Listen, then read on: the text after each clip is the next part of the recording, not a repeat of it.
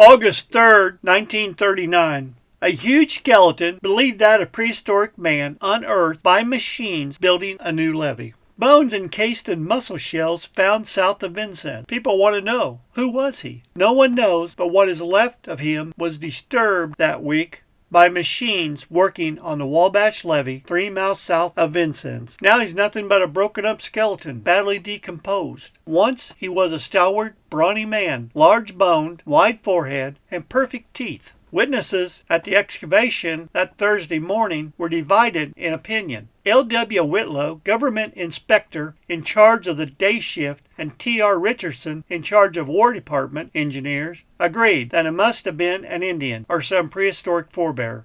Farmers who have lived on the river road for years think he was prehistoric moundsman. He might have been an early settler, but the evidence are against that. He wasn't alone out there along the river. Bones are being turned up in a dozen places, human bones. The manner of burial pretty well precludes the early settler. Theory: each bone is carefully encased in mussel shells with a lot of them around the skull, and scattered bits of pottery, gray, red, and blue, were found with the bones. First discovery of the bones were made Tuesday, August 1st, 1939, on that Tuesday afternoon by the crew operating under Whitlow running a small dragline to dig an inspection ditch. Clifford and Frank Williams were the other men on the crew. Thursday, as the big walking dragline came to the spot, nearly every bucketful of dirt moved over contained a bone or two. Evidently, it was moving into a regular burial ground. Location of bodies in the inspection ditch is easy.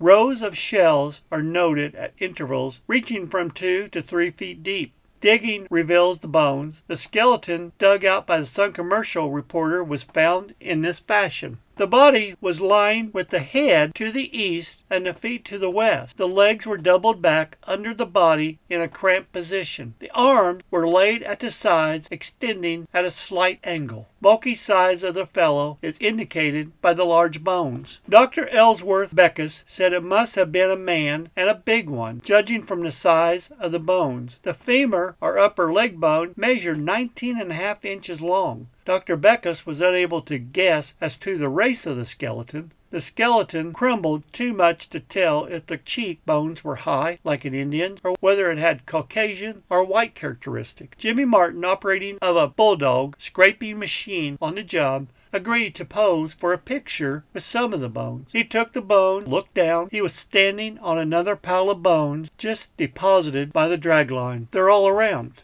One River Road resident has lived there for 3 decades. She told of hearing her father repeat a tale of an old Indian mound where the levee is now. No one remembers what happened to it. It's gone now, but the ground there is a little higher than surrounding fields. One farmer told of the levee break in 1913, which took lots of topsoil off farms. The next spring's plowing, he said, uncovered bones of Indians and arrowheads. Whitlow thought it must have been an old Indian village or camping ground, at least. He found one spot which was black with charcoal for several feet deep. It must have been a cooking pit for years, he said. He also said that the straighted rows of shells indicated Indians. That's the way they buried their dead, he thinks. The skeleton has been unearthed. The dead are being disturbed. Government engineers will have themselves to blame if Indian medicine goes to work and Indian ghosts haunt the gigantic, strictly modern walking dragline which desecrated their graves.